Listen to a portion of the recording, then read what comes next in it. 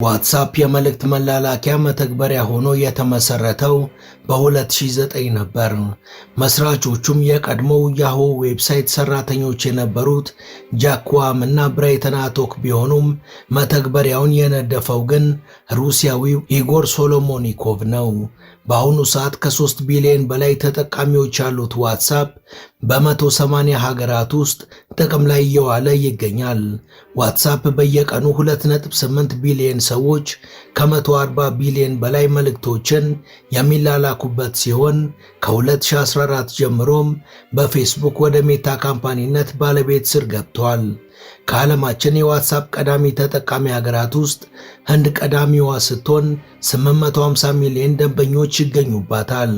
ብራዚል 148 ሚሊዮን፣ ኢንዶኔዥያ 112 ሚሊዮን፣ አሜሪካ ደግሞ 98 ሚሊዮን ተጠቃሚዎችን በመያዝ ተከታዮቹ ናቸው። የዋትስአፕ መተግበሪያ በቀልጣፋ አገልግሎቱ የምስጢራዊነት መተማመኛውን መሰረት አድርጎ ሰፊ ተቀባይነትን ያገኘ ቢሆንም ውሎ አድሮ ግን ከስለላ ጋር በተገናኘ ስሙ መነጋገሪያ የሆነ መጥቶ አሁን ማዕቀቦች የሚጥሉበት ሀገራት በዝተዋል።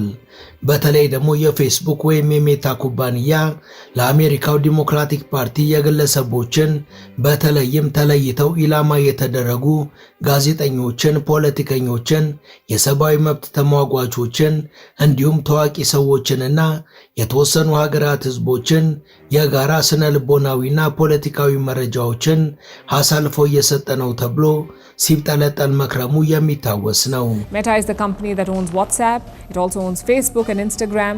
Both of these platforms were banned in Russia in 2022, and now WhatsApp has joined the list.